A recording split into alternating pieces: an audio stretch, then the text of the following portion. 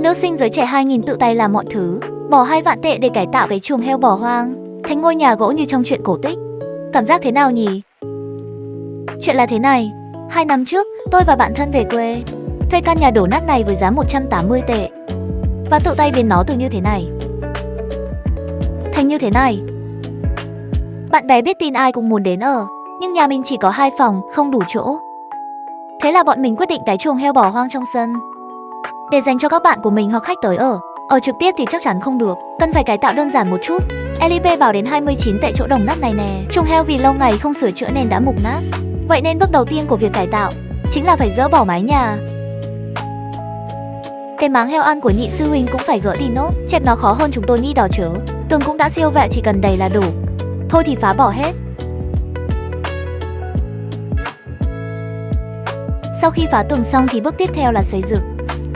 Để tiết kiệm ngân sách, bọn mình đã chọn thép để làm khung nhà. Khung nhà chính sẽ nhờ bác thợ hàn cho chúng tôi và bạn thân xây tường. Thợ xây và thợ hàn làm cùng lúc, hiệu suất tăng gấp đôi. Bọn mình chỉ mất 4 ngày đã hoàn thành toàn bộ khung của ngôi nhà. Bởi vì diện tích đất tương đối nhỏ nên bọn mình đã thiết kế 2 tầng. Tầng 1 dự định làm phòng khách, tầng 2 làm phòng ngủ cho bạn bè. Sau khi dựng khung xong, việc chống thấm cơ bản phải làm tốt. Thế là bọn mình dùng cát, sỏi, xi măng để làm cứng nền đất xung quanh. Trong thời gian cải tạo, tôi thấy trên mạng có loại sơn có thể biến khung thép thành khung gỗ giả. Vậy thì tôi nhất định phải mua về thử xem sao. Nếu thành công thì sẽ tiết kiệm được một khoản kha khá.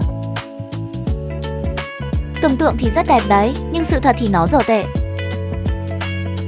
Màu sắc này chẳng ra gì, có như tôi chưa sơn. Chúng ta hãy làm mái nhà trước. Đầu tiên, trải một lớp ván ép lên tầng 2 để dễ dàng lên mái. Dùng đinh thép cố định nên chắc chắn làm luôn. Vật liệu lợp mái tôi chọn là ngói bi tông, lắp đặt đơn giản lại rẻ.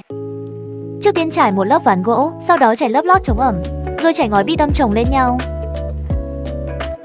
Cứ như đang chơi trò ghép hình lớn vậy. Một chữ, sướng. Ở chỗ cửa ra vào của ngôi nhà, bọn mình còn thiết kế một cái đình nhỏ. Mái thì dùng gỗ chống mục trải chồng lên từng tấm, vừa đẹp mắt lại vừa chống mưa. Lợp mái xong, cuối cùng cũng xây được ngôi nhà rồi. Tiếp theo bắt đầu làm tường nhà gỗ. Nhìn xấc gỗ dày đến thế này thì biết ngay là công trình lớn tiếp theo rồi. Tường ngoài nhà gỗ, tôi chọn loại gỗ carbon hóa chống mục có rãnh này. Trải từng tấm một khớp vào nhau như xếp Lego vậy. Cực kỳ thư giãn. Nhưng rắc rối cũng thực sự rắc rối, vì tụi mình có rất nhiều cửa sổ nên vừa phải đo kích thước vừa cắt ván gỗ. Lúc trải ván thì phải làm từng bước. Tôi và bạn thân mất đúng 5 ngày mới hoàn thành được toàn bộ tường ngoài của ngôi nhà gỗ. Xong rồi, tuy vất vả nhưng khoảnh khắc nhìn thấy thành quả vẫn cảm thấy rất đáng giá. Bên ngoài đẹp, nhưng bên trong trông thế này thì chắc chắn không được. Vì vậy chúng ta cần trải một lớp ván ốc tường bên trong. Ván ốc tường trong tôi dùng loại gỗ chống mục màu gỗ tự nhiên, giá rẻ hơn so với tường ngoài một chút. Cũng giống như tường ngoài nhưng đóng từng khu vực một. Làm trần, đóng thẳng lên lớp sơn giả gỗ lúc trước. Chủ yếu là nhìn không thấy thì tâm không phiền. Giờ thì cứ tương tự ốp hết các thành gỗ còn lại lên tường là được rồi.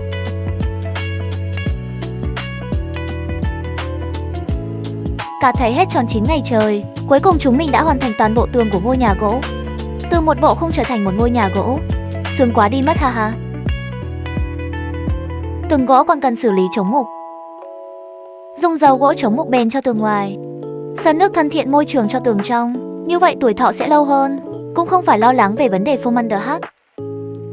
Sơn xong cảm giác toàn bộ ngôi nhà gỗ như có chất hơn. Bởi vì muốn có cửa sổ kính lớn sát sàn nên tôi đã đặt mua trực tiếp cửa sổ nhôm hợp kim. Còn cửa ra vào thì mãi chưa tìm được cái nào ưng ý. Thế là hai chị em đi quanh làng, mong là sẽ gặp may. Không ngờ, thực sự tìm được cái cũng tạm tạm, nhưng kích thước không hợp lắm, nên vẫn cần cải tạo đơn giản, nới rộng và nâng cao lên một chút. Thế là kích thước vừa khớp rồi. Rồi sơn cho nó một màu. Tôi không nói thì ai biết được nó là cửa cũ. Cửa cho tầng 2 của nhà gỗ, tôi nhờ thợ hàn cho một cái khung. Sau đó đóng phần ván gỗ còn sót lại từ lúc đóng thuyền lên, chủ yếu là không lãng phí. Tiếp theo bắt đầu làm sàn cho nhà gỗ. Cái đình nhỏ trước cửa, dùng gỗ chống mục dày 17 cm để lát. Trải ván gỗ nhiều ngày thế rồi nên tay nghề chúng mình rất thành thạo, nói không điêu thì giờ mình cũng được coi là thợ nghiệp dư rồi hen. Vì vậy chỉ mất một buổi chiều là hoàn thành hết. Trước khi lát sàn trong nhà, cần phải sơn tường trước đã. Đối với dân mỹ thuật thì việc này chẳng có gì khó. Sàn nhà tôi chọn gỗ công nghiệp. tra trên mạng cách lát kiểu 369 để thi công. Cũng như chơi ghép hình vậy. Tôi xin tuyên bố, xây nhà chính là một trò chơi Lego khổng lồ.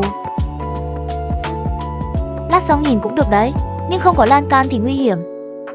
Vậy nên tụi mình lại mua thêm một đống gỗ vuông chống mục, tự làm lan can, cũng như xếp Lego đo kích thước, cắt gỗ và cố định bằng ốc vít. Rất chắc chắn, kể cả một người ngồi lên cũng chẳng sao. Tầng 2 cũng dùng cách tương tự để làm.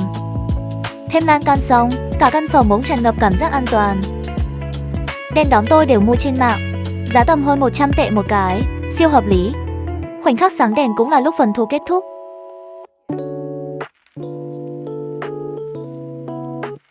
Phần trang trí nội thất tiếp theo, chúng mình sẽ bắt đầu từ gác xếp. Vì không gian gác xếp hơi nhỏ, nên tôi đã từ bỏ giường ngủ truyền thống, chọn một tấm phản có ngăn kéo. Bên dưới giường toàn ngăn kéo. Đồ đạc của bạn bè có thể nhét hết vào đó. Tôi hy vọng khi bạn bè bước vào phòng có thể gác lại mọi mệt mỏi, tâm trạng hoàn toàn thư giãn. Vì vậy, cả căn phòng có rất nhiều chất liệu cotton lanh mềm mại.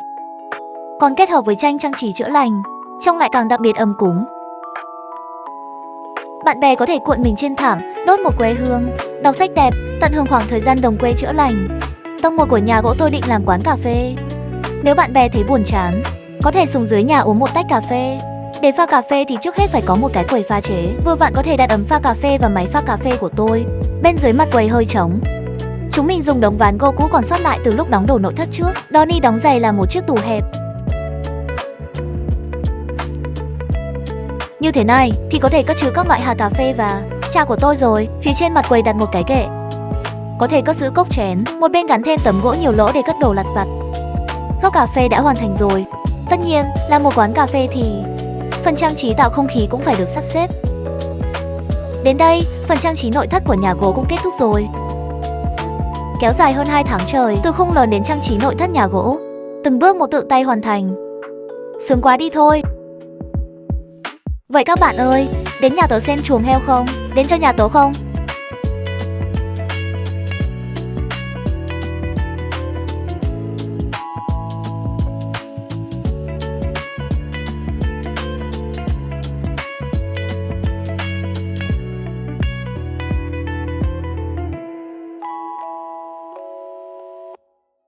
Cảm ơn các bạn đã xem hết video.